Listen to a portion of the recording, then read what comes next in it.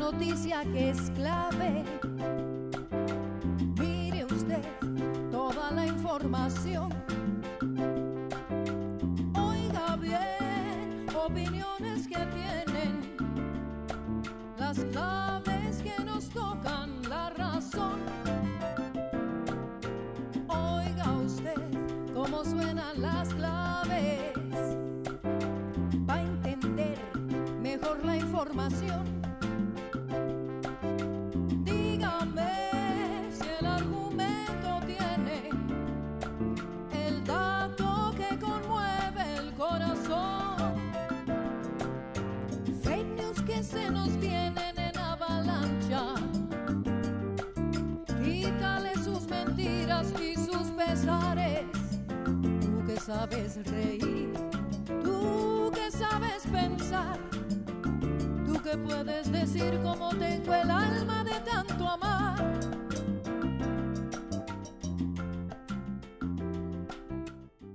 Buenas noches, bienvenidos a Claves. Yo soy Beca Duncan y me gustaría comenzar por dar la bienvenida también a los compañeros de la mesa de esta noche, Ariel Rodríguez Curi, Diana Fuentes y Felipe Ávila. Bienvenidos. Vamos a comenzar hoy hablando sobre la nueva escuela mexicana y los libros de texto gratuito, y para empezar a abrir boca, vámonos a ver una cápsula al respecto. La nueva escuela mexicana es el modelo educativo que surge de la reforma de 2019 como una de las primeras acciones legislativas del sexenio de Andrés Manuel López Obrador. Este sistema se implementó formalmente en todo el país a partir del ciclo escolar 2023-2024, con el propósito de transformar la enseñanza bajo un enfoque humanista e inclusivo que prioriza las prácticas comunitarias frente a los modelos previos centrados en competencias estandarizadas y eficiencia técnica. Su organización se basa en campos formativos que son atravesados por ejes articuladores como la inclusión y el pensamiento crítico, junto a la interculturalidad y la perspectiva de género, además de fomentar la vida saludable y las artes. Un rasgo distintivo de la nueva escuela mexicana es la autonomía otorgada al magisterio para adaptar los contenidos a las realidades específicas de sus estudiantes, lo cual genera puntos de encuentro con otros sistemas educativos del mundo, como el finlandés y el boliviano, así como con la pedagogía de la esperanza de Paulo Freire en Brasil y la Escuela Nueva de Colombia. A pesar de sus metas, el modelo ha enfrentado resistencias que van desde propuestas de mejora académica hasta críticas de corte conservador que cuestionan sus temáticas y aproximaciones sociales. De cara al futuro, la nueva escuela mexicana tiene retos por delante para sostenerse como una vía alternativa y viable en el proceso de enseñanza y aprendizaje, por lo que cabría preguntarse cuál tendría que ser el camino para su afianzamiento y cuál es el lugar de las y los docentes en este proceso de implementación y adaptación. Bueno, pues los hechos recientes en la SEP han vuelto a poner en la mira el tema de los libros de texto gratuito.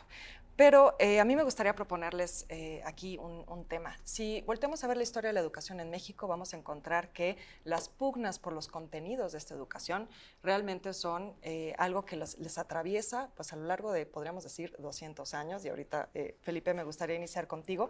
Pero recordemos nada más rápidamente los propios libros de texto y su historia. 1959, cuando Jaime Torres Bodet y Martín Luis Guzmán inician la CONALITEC, ya desde entonces vamos a ver que se les cuestiona de comunistas por la presencia de Martín Luis Guzmán, incluso por la presencia de los artistas cuyas obras se están utilizando para las portadas de estos libros, destacadamente David Alfaro Siqueiros. Incluso se les dice que estaban mal escritos, imagínense esto, a Jaime Torres Bodet y a Martín Luis Guzmán, miembros de la Academia Mexicana de la Lengua.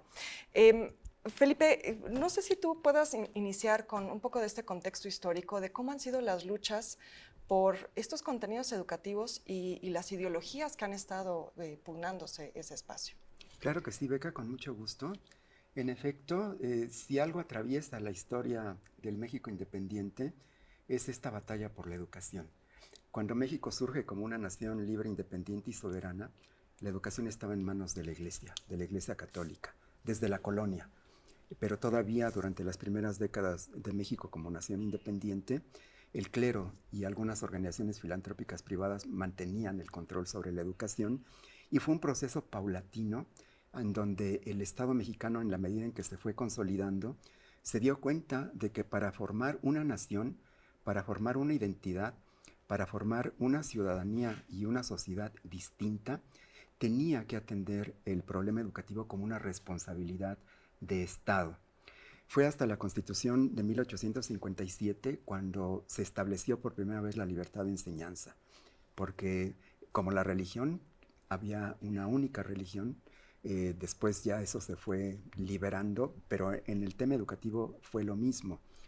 Y en el siguiente Congreso Constituyente Mexicano del 17, la batalla más importante dentro de la Asamblea Constituyente fue la discusión del artículo 3 sobre la educación. Ahí los constituyentes lograron plasmar un artículo 3 que establecía que iba a ser una educación laica, obligatoria y gratuita, que el Estado asumía la responsabilidad de impartir educación, pero además que el clero quedaba completamente excluido del proceso educativo.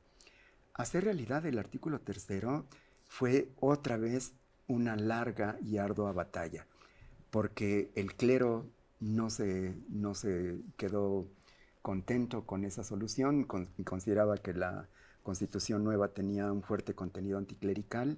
Estas pugnas, que eran unas pugnas por la hegemonía, unas pugnas por el control cultural, porque detrás de la educación lo que está en juego es realmente qué tipo de sociedad, qué tipo de proyecto de nación queremos hacer.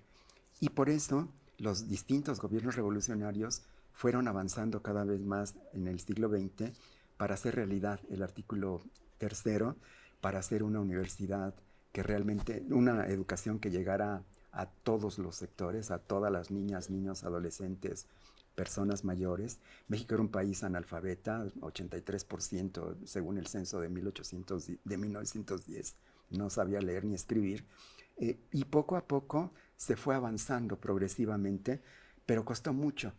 Incluso, bueno, la cristiada fue una guerra civil. Cuando la educación socialista durante el cardenismo también se emprendió una cruzada de los grupos conservadores, hubo maestras y maestros asesinados, mutilados. También hubo una gran polémica en los medios de la época. Y como comentas, Beca, cuando surgieron los libros de texto gratuitos con la CONALITEC, la campaña de la iglesia, de los grupos conservadores, de la entonces Asociación de Padres de Familia, todos estos grupos vinculados también a la derecha política mexicana emprendieron una cruzada contra el contenido de los libros, y esto ha venido repitiéndose después. Me gustaría subrayar que todos los gobiernos han querido hacer unos planes de estudio y unos libros de texto porque ellos comparten un modelo de nación, y eso ha sucedido desde que tenemos memoria, y es legítimo que eso ocurra. Diana, nos dice Felipe que la batalla por la educación tiene que ver con la construcción de un proyecto de nación, que es legítimo, ¿no? Que cada proyecto político plantee su propio modelo. Entonces, me gustaría que nos cuentes un poco de cómo ves tú esto con relación a la nueva escuela mexicana, qué es y qué nos dices sobre ese proyecto político en el que estamos ahora. Sí, claro, digamos que con la llegada del gobierno de la Cuarta Transformación, una de las grandes expectativas tenía que ver precisamente con la educación. Veníamos de una reforma planteada por Peña Nieto en 2013, que era una reforma que era todo menos educativa, no una reforma, decían los maestros en su momento, más bien de corte laboral. Y una de las grandes expectativas tenía que ver con esto. Entonces, cuando se plantea el proyecto de la nueva escuela mexicana, me parece que se ponen en el centro algunos asuntos que tienen que ver con los modelos pedagógicos que consideran que la educación es un derecho colectivo, un derecho que se debe dar en las mejores condiciones, considerando también la diversidad sociocultural de una nación como la nuestra. Y aspectos que considero que son muy virtuosos de ella, de difícil ejecución sin lugar a dudas. Uno tiene que ver, por ejemplo, con la idea de romper con la educación bancaria, esa que suponía que los estudiantes son algo así como sujetos pasivos en los cuales se depositan una serie de conocimientos que tienen que memorizar, que repetir. Había una crítica a eso ya incluso en el modelo neoliberal, contradictoriamente, ¿no? Pero durante los años del neoliberalismo, digamos que esa idea de combatir la educación por contenidos más bien se decantó, se llevó hacia el camino que implicaba la educación por competencias. en una versión además muy caricaturizada de eso, que también es un modelo pedagógico que tiene sus cosas interesantes, pero que más bien era la capacitación para el trabajo, trabajos que sabemos, ¿no?, mal pagados, y entonces con eso se cortaba realmente los contenidos fuertes. Supimos los cortes desde Vicente Fox, ¿no? La reforma fue progresiva, empezó por la educación básica y fue avanzando, y se suponía entonces en esto que era prescindible la historia, que era prescindible la literatura, que era prescindible la ciencia dura, y que lo que se necesitaba solo era habilitar, ¿no?, las y los mexicanos. El modelo de la nueva escuela mexicana franquea esto poniendo la idea de que finalmente se puede aprender de otra manera. Tiene la perspectiva de crear conocimientos a través de proyectos, sobre todo en educación básica, y esto supone que las niñas y los niños, ¿no?, adquieren herramientas y adquieren conocimientos por vías que ya habían sido experimentadas y que se conocen en modelos pedagógicos pues muy progresistas desde hace mucho tiempo, ¿no? Entonces creo que ahí hay un aspecto virtuoso. Otro aspecto virtuoso es la relación con la comunidad, la idea de que la escuela no te aísla de la comunidad, ¿no?, sino que tiene que haber ahí un compromiso tanto del aula hacia afuera como de hacia afuera adentro, que en realidad pasaba mucho en nuestro país. Las escuelas primarias tienen sobre todo en las zonas rurales, pues un fuerte apoyo, ¿no?, de las comunidades para pintar, para arreglar desperfectos, y los maestros, normalmente los maestros normalistas, también un enorme compromiso con sus comunidades. Entonces, esos aspectos virtuosos están ahí. Ahora, su ejecución es compleja porque esto pasa por los libros de texto, ¿no?, por el modelo pedagógico que siguen, pero también por otra cosa muy importante, por la capacitación de las y los profesores y las condiciones materiales en las que esto sucede, porque entonces uno podría ponerles el libro de texto con el mejor modelo educativo, pero después no dar a los profesores las herramientas mínimas suficientes para que comprendan cómo van a adecuar lo que hacían a lo que ahora se les está solicitando. Y eso también tiene una dimensión muy importante. La otra, las condiciones materiales, es decir, también cómo abastecemos a un país que viene de un abandono educativo tan profundo de los recursos mínimos que a veces pasan solo por tener una escuela, ya no digamos, ¿no?, por tener recursos tecnológicos de otro orden.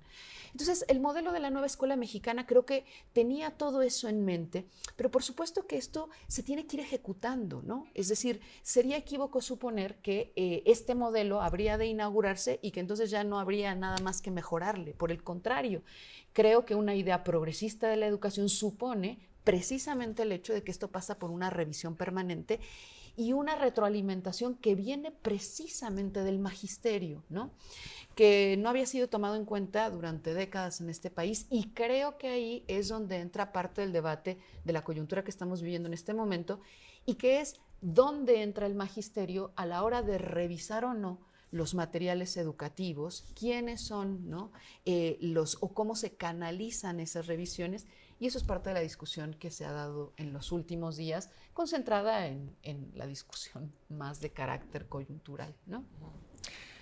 Ariel, recordábamos, bueno, estas batallas históricas por la educación, el papel de grupos conservadores, como decía Felipe, algo que por cierto les recomiendo que lean a la historiadora Berta Hernández, que ha investigado mucho este tema.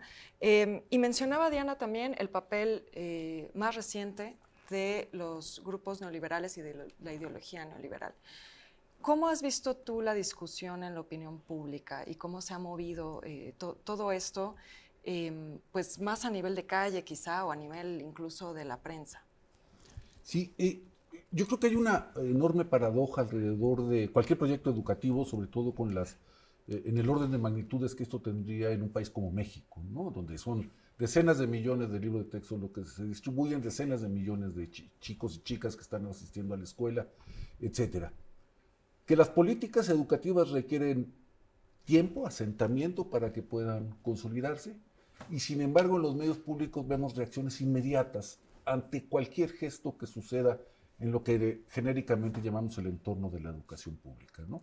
Entonces, en sí mismo esta polaridad es irreconciliable, porque tener frutos medibles, digamos, de la calidad de la educación o de cualquier reforma educativa requiere no meses, sino años y quizás lustros para poder ponderarla, pero al mismo tiempo es un elemento que es central al debate público mexicano, precisamente por las razones que se han aducido mis colegas, ¿no?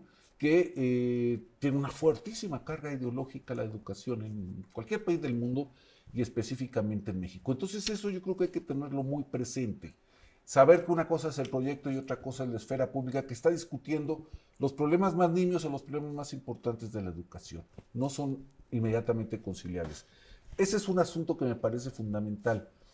El otro asunto respecto a lo que acaba de pasar, digamos, en la Secretaría de Educación Pública, el no querer abandonar una oficina por parte de un funcionario, etcétera, pone en tensión otras cosas que inciden, pero que no son definitivas en cualquier discusión sobre la educación pública, sino que tienen otro lugar. No, me parece que en términos generales, la izquierda mexicana ha argumentado bien en general sobre el asunto de la democracia y de la justicia social, ¿no? Digamos, son dos grandes temas que han estado ahí presentes y que me parece que es indispensable que estén ahí en cualquier esfera que discutamos de la nación, del funcionamiento de la nación. Menos habla la izquierda del orden republicano, ¿no? Y el orden republicano es un orden de ciertos comportamientos, una especie de manual de Carreño de cómo hay que comportarse respecto a un Estado con las características del Estado mexicano. Y me parece que una discusión republicana, en este caso de la renuncia de un funcionario, no se ha cumplido a cabalidad, por empezar, del propio funcionario, ¿no? Es decir, se está hablando de algo mucho más importante que un cargo, sino del decoro mismo del Estado mexicano en momentos de un cambio que puede ser de largo plazo. Y eso me parece que hay que insistir. Hay reglas de comportamiento dentro del orden republicano que todos tenemos que acatar. Opositores, detractores y partidarios de la Cuarta Transformación. Por ejemplo, para hablar con la boca llena de lo que pasa en este país hay que pagar impuestos. Porque si no pagas impuestos estás fuera del orden republicano y desmerece automáticamente tu autoridad moral para decir esto está bien o esto está mal. Entonces yo diría que no va a haber ninguna ley al respecto, pero el que no paga impuestos, que procure moderar lo que está diciendo de cualquier cosa, incluyendo la educación pública. Esto es una cuestión muy importante. Pero los funcionarios de la 4T deben reconocer dos cosas. Uno, que la presidenta es la titular del Ejecutivo en un régimen presidencialista. Nos guste o no nos guste, eso dice la Constitución. No es un adjetivo que estemos poniendo desde aquí. Por lo tanto, hay una pirámide, digamos, una jerarquía de obediencia, de mando, etcétera, que me parece que hay que respetar, porque ese es un orden republicano. Y lo segundo que me parece fundamental, ya en términos más políticos, es que la presidencia es la jefa nata de su partido. Y por lo tanto, hay que asumir en un régimen presidencialista que la jefa nata del partido tiene cosas que decir sobre la educación pública, hay oficio no de por medio. Esas son nimiedades, ¿no? Hay que respetar esas dos jerarquías, la jefa del Estado y la jefa del partido del gobierno. Incluso o sobre todo en un asunto tan delicado, tan polémico y tan desfasado, porque así es, dentro de la esfera pública mexicana. No vamos a dejar de discutir la educación pública en México, afortunadamente, por décadas. Que además, con esto cierro, me parece que cada vez que algunos opositores, algunos detractores, algunos puntos de vista hablan de la educación en México, con mucha frecuencia se cuela por ahí un rollito racista, un rollito de marginación autoasumida, es decir, así son las cosas y ni modo, no saben nada los jóvenes, etc. Hay que tener mucho cuidado con eso porque luego choca con otro tipo de estimaciones más objetivas. No hay estimaciones perfectas de la calidad de educación tampoco. Felipe, me parece muy interesante lo que propone Ariel de centrar la discusión en torno al orden republicano y quería preguntarte sobre eso, pero veo que también estás tomando notas furiosamente, entonces me da la impresión de que algo tienes que decir sobre lo que han estado comentando Diana y Ariel. Abundando en lo que acaba de comentar Ariel, estoy totalmente de acuerdo con su punto de vista. Creo que hace falta una ética también del servicio público. Creo que quienes tenemos la fortuna de trabajar en alguna institución del gobierno, tenemos que asumir que antes que nada somos funcionarios públicos, dejamos de ser personas. No podemos a veces decir, no estoy absolutamente nada de acuerdo, porque si es eso, pues entonces la forma consecuente de actuar es renunciar. Y en el caso de Marx Arriaga, creo que la discusión se ha centrado en su negativa a aceptar que ya lo habían cesado y abandonar su oficina. Pero eso creo que es la cereza del pastel. En realidad, si nosotros vemos su comportamiento durante todo este más de un año de gobierno, él sistemáticamente estuvo criticando a la Secretaría de Educación Pública, al secretario de Educación Pública, a la subsecretaria de Educación Pública. Estuvo construyendo un discurso en donde él se asumía como la pureza del modelo educativo, el representante que la encarnaba y que no se le podía criticar. Y estuvo en sus redes sociales, en las que es muy activo, sistemáticamente, yo diría, boicoteando lo que estaba haciendo la Secretaría, descalificando a los funcionarios, acusándolos de traición a un supuesto movimiento cuya pureza ideológica él representa. Y creo que también una cosa que hay que decirlo, se le pidió que se hicieran algunas modificaciones que se habían percibido necesarias, que tenían que ver con equidad de género en los libros de texto, que tenían que ver con que estaban solo en español y no estaban en lenguas originarias. Se le dieron instrucciones para que empezara a atender eso y no las cumplió. Entonces, creo que estaba en una actitud de inmolarse, quería convertirse en mártir, y creo que tensó la liga hasta que se reventó. Pero hay antecedentes de eso. Y bueno, acusar a Mario Delgado, acusar a la subsecretaria Noemí Juárez de que tienen un proyecto neoliberal, de que le quieren abrir las puertas a la educación privada, es una desmesura, de verdad, no tiene ningún punto de sustento. Porque además, yo conozco bien a Noemí, su tesis de doctorado es sobre maestras guerrilleras. Y si algo ha hecho Noemí en lo que yo la conozco es meter los temas de inclusión de género y meter los temas de las víctimas de la represión durante la Guerra Sucia y en otros periodos. Diana, te veo con ganas de comentar. Solo quería mencionar que algo que creo que es interesante de lo que ha surgido en la mesa es también la pregunta por quién tiene derecho a decidir los contenidos de estos libros y de la educación. Hablábamos de la tensión entre grupos conservadores, grupos neoliberales, la idea de una visión comunitaria, una visión mercantilista, quizá la de educación. No sé si quieras abonar un poco a eso o traías otro tema en mente. No, creo que lo apuntas muy bien. Es decir, justo como decía Felipe al inicio, esto es una disputa histórica, ¿no? Hay una disputa por la orientación de la educación porque eso perfila ciudadanía también. Es decir, qué tipo de proyecto social estamos apuntando hacia el futuro. Y aquí en esa batalla efectivamente hay muchos agentes, ¿no? Por un lado, cuando salieron los libros de texto del proyecto de la nueva escuela mexicana, salieron esos grupos conservadores que tradicionalmente se han opuesto a temas muy sensibles. Pondría en el centro el tema de la educación sexual, por ejemplo, ¿no? Eso es un tema que les parece tabú, que no se debe tocar, que en la educación básica además señalaban en los libros de texto, no debía venir el cuerpo humano, porque no debía enseñarse a los niños y niñas, ¿no? Sobre todo aquellos temas relacionados con los órganos reproductivos. Ahí solo rápido, ahí tenemos que agregar otro grupo, creo, a estos agentes que tiene que ver con esta discusión central, que es el papel de los padres y qué tanto los padres y madres, ¿no? Los tutores, pueden decidir algo contra el Estado decidir sobre esos contenidos, ¿no? Por supuesto, y además, ¿quién representa a esos padres? Porque la Asociación Nacional de Padres dice, uno dice, bueno, pero ¿y a mí cuándo me consultaron? Yo tengo hijos en primaria y pues no, jamás me consultaron, ¿no? Entonces, estos que además tuvieron vocería en los medios corporativos, que efectivamente estaban haciendo de esto el escándalo sobre que se estaba enseñando socialismo y comunismo, ese punto de extrapolación al que suelen llevar la discusión. Entonces, en esa batalla, efectivamente, que tiene todos estos agentes tan complejos, también creo que hay que decir otra cosa muy importante. Es decir, para la sociedad mexicana, me da la impresión, creo, que también la Secretaría de Educación Pública es un lugar muy sensible, como lo es la salud. Se espera mucho de la Secretaría de Educación Pública, se espera mucho de la figura que dirige ese proyecto. Y aquí creo que Mario Delgado, desafortunadamente, tiene muchos puntos débiles y de crítica que han servido de espacio también para que se acomodara este golpeteo de Marx Arriaga. Es decir, es un espacio de oportunidad para él. Pero como bien apuntas, no es el caso de las subsecretarias.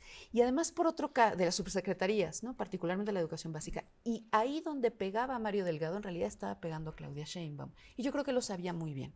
Entonces, habríamos de discutir entonces, ¿no? Realmente quién está tomando las decisiones y quién representa todo esto, ¿no? Vámonos rápidamente a ver la editorial en clave de Sol y regresamos a seguir la discusión con nuestro siguiente tema.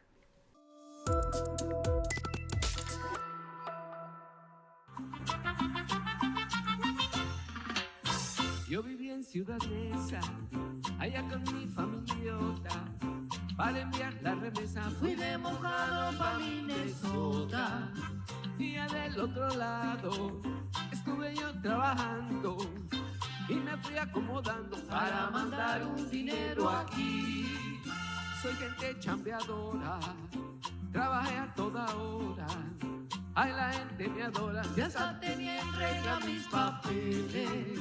Llegué la ICE y me agarra, me quitó la cartera, me mandó para afuera de manera altanera.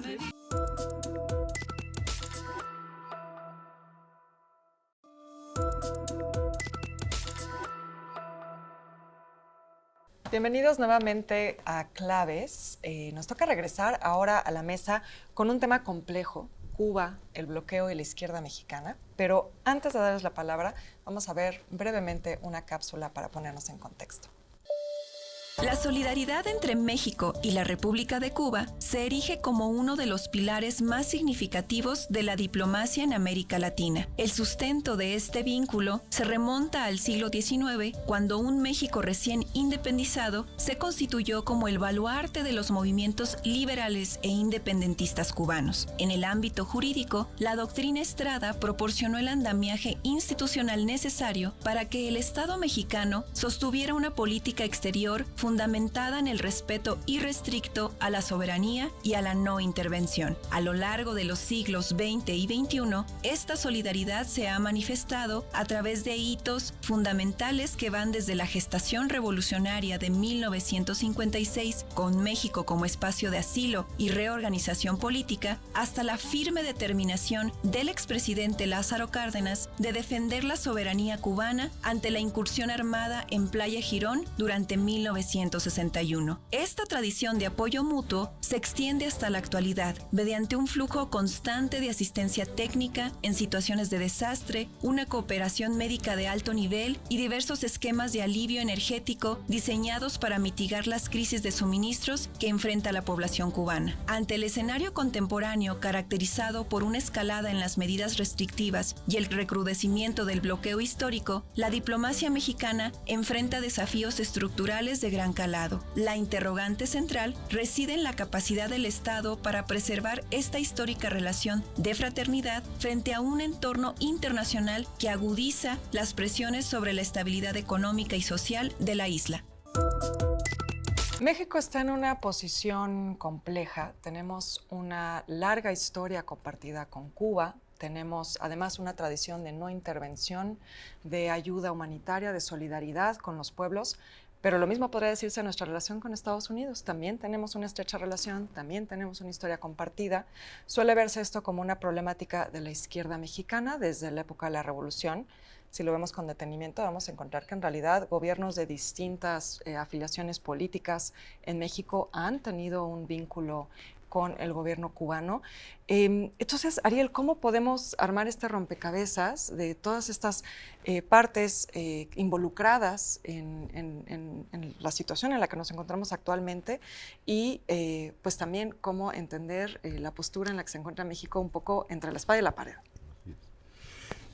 Sí, Beca, yo creo que, se los propongo a mis colegas, hay un triángulo que sigue funcionando mal o que bien, incluso bajo la presidencia de Trump, que es el triángulo Washington, La Habana, Ciudad de México, que ha sido durante los años álgidos de la Guerra Fría, funcionó como una especie de sistema de relaciones informales para, no sé si darle viabilidad, pero cierta estabilidad a las relaciones que estaban partidas ideológica y políticamente entre Cuba y los Estados Unidos, una situación que México aprovechó además para tener una cierta agencia, un cierto protagonismo en las relaciones internacionales, al menos hemisféricas. Y me parece que eso se repite sobre otra base, porque hoy las cosas han cambiado, pero no al grado de borrar ese triángulo. Uno, hay una crisis humanitaria en Cuba, y eso no lo podemos olvidar. Está a punto de haber una catástrofe, digamos, alimentaria, está parada parte del transporte, por ejemplo, el turismo se vino abajo, los vuelos internacionales no están llegando a Cuba, etcétera. Entonces, parte de la asistencia mexicana a Cuba tiene que ver con esta dimensión humanitaria y no debemos olvidarlo, debemos despolitizar esa parte, a pesar de que parte de una oposición un poco atávica la está utilizando como si fuera una cuestión de dependencia ideológica. Ahí hay una clave, como si hubiera habido un terremoto o un maremoto en Cuba, que es muy delicado atender. Esa es una parte. La otra parte de la problemática tiene que ver en la propia relación con Estados Unidos. Yo creo que ahorita, si lo maneja bien el gobierno mexicano, va a ser un tanto cuanto funcional, porque tampoco se puede dar el lujo nadie de dejar la inopia absoluta a la sociedad cubana, por más que haya sectores en Estados Unidos que se relamían los bigotes al respecto. Pero hay un tercer elemento que es un poco más delicado de manejar, y es el que tiene que ver con las relaciones, yo diría, más bien ideológicas que políticas de la izquierda mexicana con Cuba. Y me parece que ahí las cosas han cambiado fundamentalmente. Uno, la izquierda mexicana es gobierno, nos guste o no nos guste, está en el gobierno. Dos, está en el gobierno a partir de un alegato secular, de muchas décadas al menos, sobre la democracia política, sobre los derechos civiles, etc. Entonces me parece que debe haber un corrimiento en la manera de abordar el caso cubano, porque en Cuba la legitimidad revolucionaria ya se terminó, ¿no? Lo que tenemos es otra cosa que habría que caracterizar. La legitimidad revolucionaria que pervivió, digamos, hasta la década de 1980, terminó, ¿no? Hay que hacer también la crítica del modelo cubano desde la izquierda y no dejarle ese suculento manjar a la derecha mexicana. Me parece que esto es fundamental para ajustar lo que viene, porque no hay otro problema geopolítico, aparte de Estados Unidos, más importante, y lo dijo Beca, que Cuba para México. No hay otro problema geopolítico más importante para la política exterior mexicana que Cuba. Felipe, nos sitúa Ariel en la Guerra Fría como un primer momento histórico quizá donde vemos esta tensión Washington, Habana, México. Pero si nos centramos nada más en la relación Habana-Ciudad de México, vamos a encontrar que nos podemos ir tan atrás como 1902, cuando México reconoce la independencia de Cuba. Incluso me parece que si nos remontamos a la historia colonial, podemos irnos todavía más atrás. Entonces, ¿cómo entender la historia del vínculo México-Cuba frente a la realidad política actual? Me parece muy importante lo que me preguntas, Beca, porque yo creo que la relación de amistad, de cooperación e incluso de hermandad entre el pueblo mexicano y el pueblo cubano son entrañables y tienen, por lo menos desde que somos nación independiente, en que ha sido una constante en la historia tanto de México como de Cuba. Los dos somos sociedades coloniales. México se pudo liberar del yugo colonial en 1821, Cuba lo intentó pero no lo logró, tardó casi un siglo en liberarse del yugo colonial, y durante este tiempo la actitud de México y de los distintos gobiernos con relación a la isla fue de ayuda y de solidaridad. Incluso en 1825 el Senado de México autorizó al presidente Guadalupe Victoria para que junto con la Colombia de Simón Bolívar organizaran una expedición que ayudara al pueblo cubano a liberarse de la tiranía española. No se consiguió, pero los otros dos intentos de independencia de Cuba en 1868 y en 1895-98 contaron con el amplio respaldo de los sectores más progresistas de la sociedad mexicana, y México sirvió como asilo generoso para todos los perseguidos políticos que estaban luchando porque Cuba fuera una nación independiente. Después de 68, la represión que se vino trajo a México a gente como José Martí. En 1898 también. Y muchos de los exiliados cubanos encontraron en México no solamente un refugio, sino también un lugar donde pudieron seguir organizándose y tratando de regresar a su país para conseguir la ansiada liberación. Bueno, esto ya cuando Cuba finalmente se independiza, ocurre la Revolución Mexicana, que también es un gran polo de atracción y de simpatía para los revolucionarios cubanos. Y si en el 19 nos unieron las independencias, en el 20 nos unen las revoluciones. Es una atracción mutua, una fascinación. Muchos cubanos también que fueron perseguidos por las distintas dictaduras que asolaron la isla en el siglo XX, encontraron en México un lugar de refugio, pero también para continuar la organización. En los 20 estuvo Mella, en los 30 estuvo Nicolás Guillén. Bueno, qué decir de los 50, cuando la represión al asalto al cuartel Moncada y el movimiento 26 de julio, el núcleo guerrillero que inicia la revolución y que triunfa, pues se organizó y zarpó de México. Aquí estuvieron Fidel, el Che, todos estos grandes combatientes, y una vez triunfada la revolución, creo que todavía se hermanó más la relación. México fue el único país que no rompió relaciones de todo el continente americano con la isla, que permanentemente estuvo criticando el bloqueo de los Estados Unidos, y creo que esa relación se mantiene. Yo no estaría tan seguro, como dice Ariel, que la legitimidad revolucionaria de Cuba se perdió. Creo que en un sector de la sociedad cubana sigue habiendo un compromiso, una mística, una resistencia que por algo ha impedido que los gringos se la coman, ¿no? ¿Por qué no han podido hacer lo que hicieron en Venezuela? ¿Por qué están tratando de estrangularla? Porque ahí no hay esa fractura en el grupo dirigente cubano como sí lo encontraron en Venezuela, porque no hay fisuras en el ejército, pero también porque hay un sector, aunque esté muy disminuido y que haya habido una gran emigración, hay ahí todavía un sector de la sociedad cubana que sigue creyendo que no pueden dejarse que los gringos se los coman y que acabe ese sueño, este modelo, pues que ha estado más de 60 años resistiendo, ¿no? Y yo creo que para el gobierno de México, que se identifica con estos deseos de libertad, de independencia, de soberanía, de autodeterminación, de justicia social, pues sí, ahorita la situación en la que se encuentra nuestra presidenta es muy complicada, porque yo creo que ella está haciendo todo lo que puede para ayudar al pueblo cubano, pero también pues con todas las limitaciones, con todo el peso de la presión económica política, con todas las amenazas que hace el gobierno de Estados Unidos.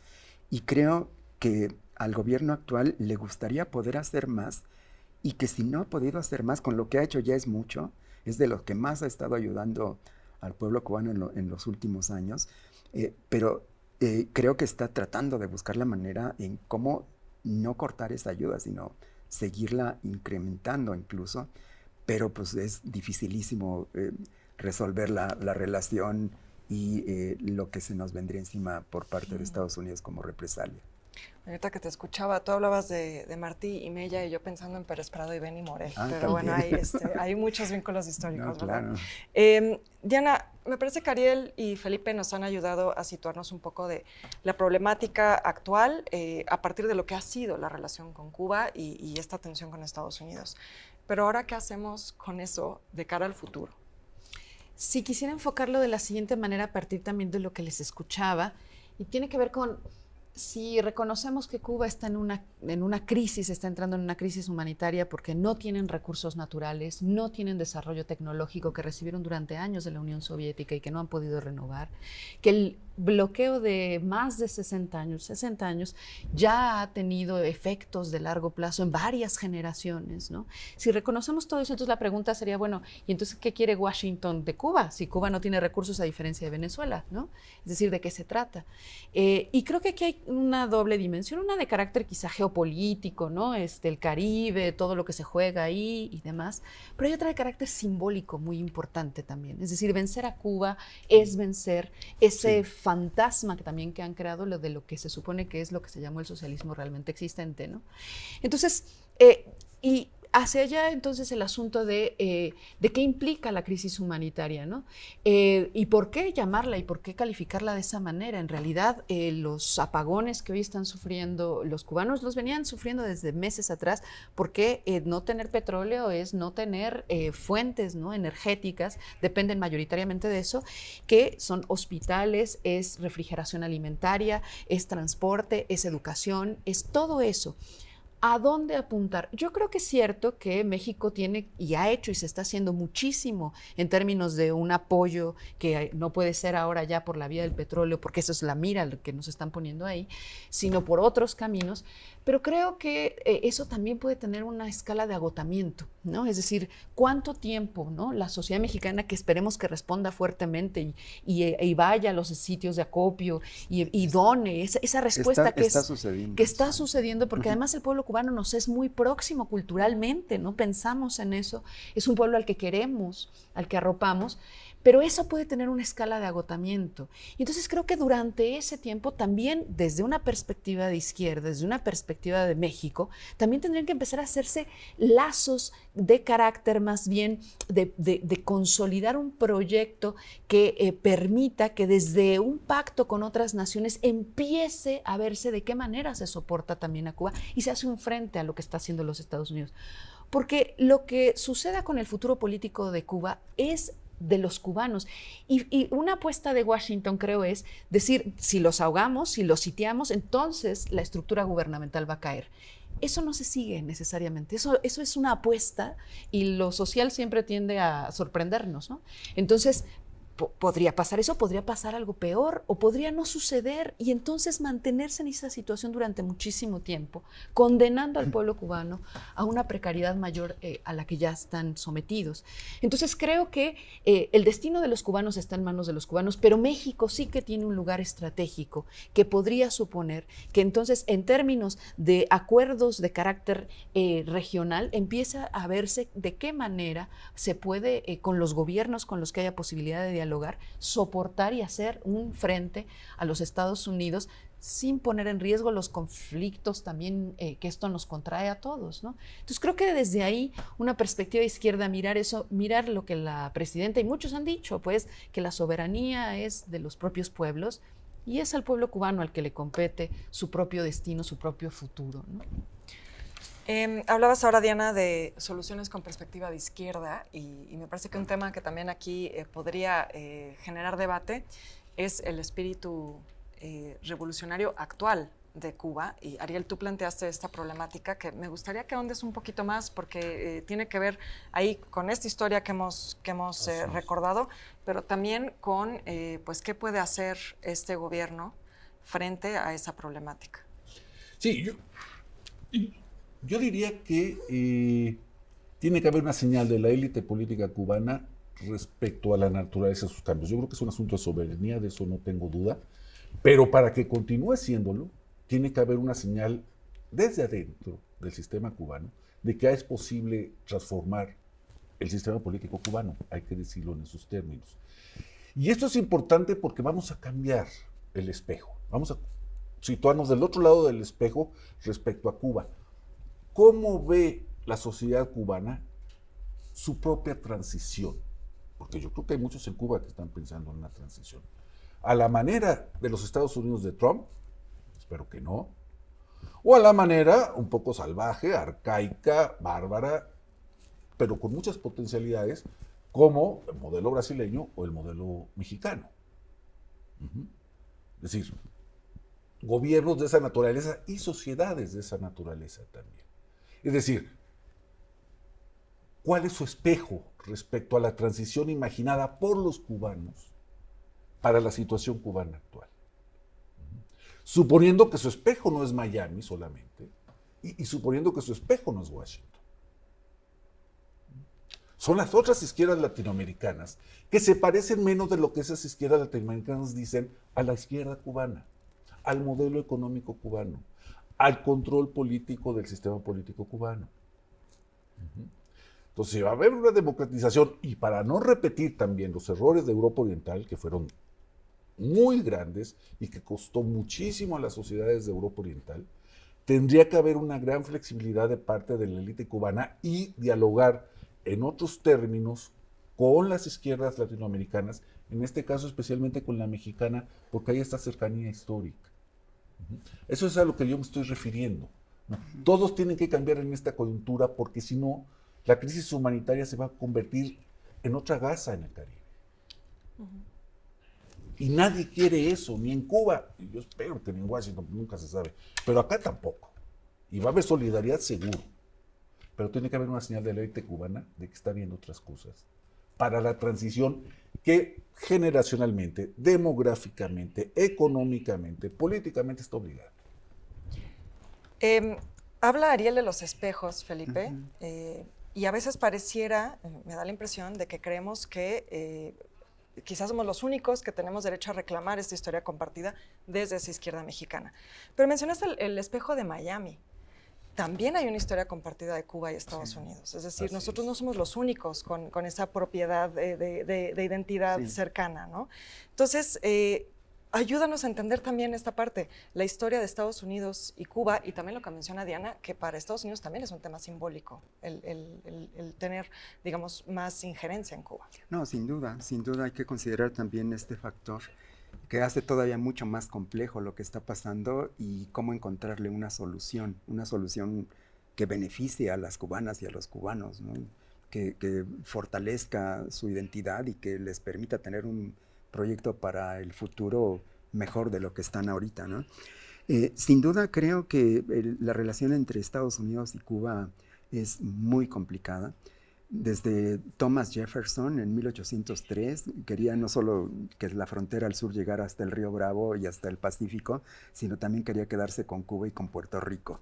Y tienen más de 200 años tratando de hacerlo con Cuba, ¿no? Se metieron a la independencia de Cuba, los apoyaron a los independentistas y los desplazaron, porque quien negocia la independencia con España no son los cubanos, son los estadounidenses, y establecen una especie de protectorado.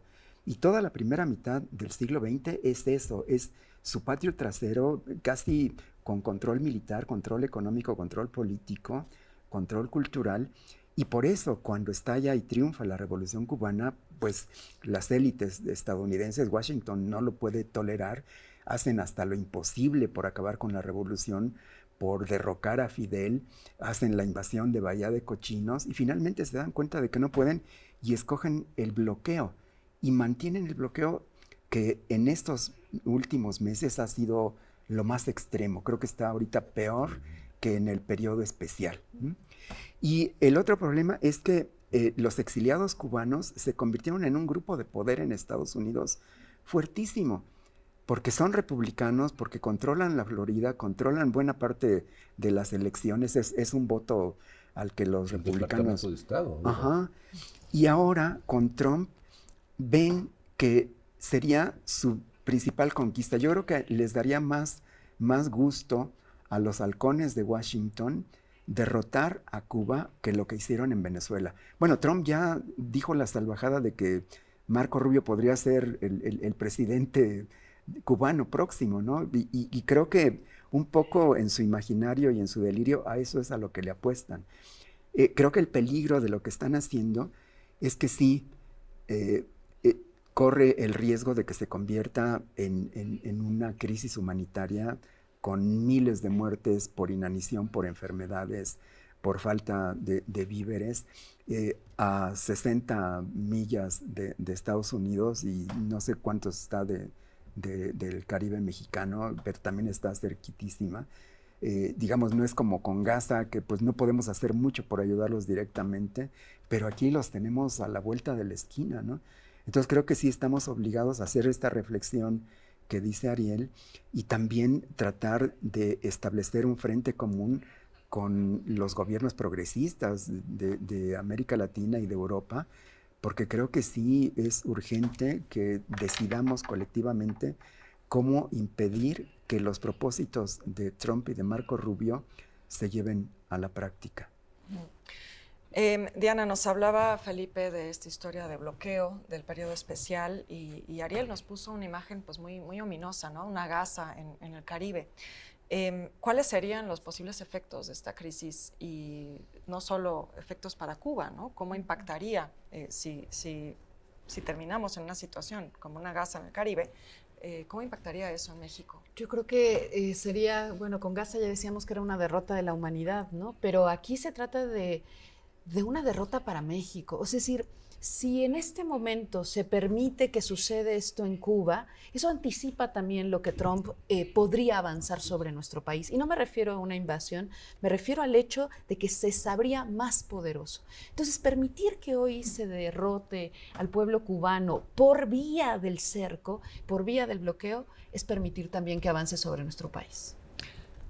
Bueno, pues con esto creo que tenemos que ir cerrando la conversación. Les agradezco mucho, compañeros, por compartir mesa con nosotros esta noche y les agradezco también a quienes nos ven en casa por acompañarnos en Claves.